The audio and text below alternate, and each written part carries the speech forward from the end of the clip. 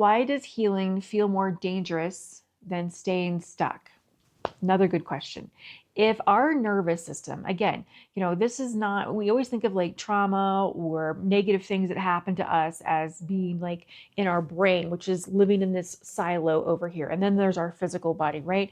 And our culture, our society has kind of bolstered or supported that theory for a long time because you have this doctor for this and this doctor for this and this practitioner for that and that practitioner for that, right? So it's all these different parts. And that can be helpful and beneficial because people in specialities will study, ad nauseum to get really good at one thing. And that's great sometimes. However, we shouldn't confuse that with the fact that our brain and our body are all one. They're all connected. They all live together. They all interplay upon each other.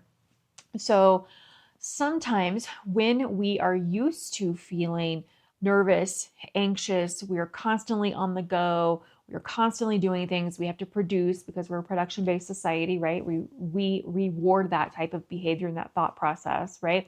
So when we are ingrained in that or entrenched in that for many, many years, our nervous system, our body, not just our brain, but our body equates that to a sense of safety, a sense of security, because we know what that is, right?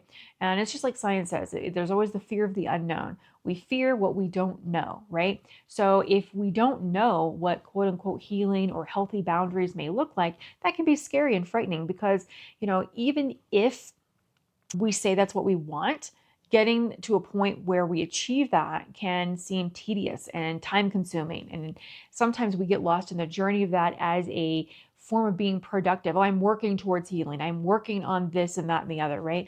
And then when we actually have those moments where we're like, oh, that I didn't respond or react in that way like I did before, and that's much better. That's much improved. We don't really celebrate those. We don't really recognize or acknowledge those. And that can be scary and terrifying to our nervous system that is used to being in a high stress, high anxiety environment, if you will. So, why does healing feel more dangerous than staying stuck? Because we know what to expect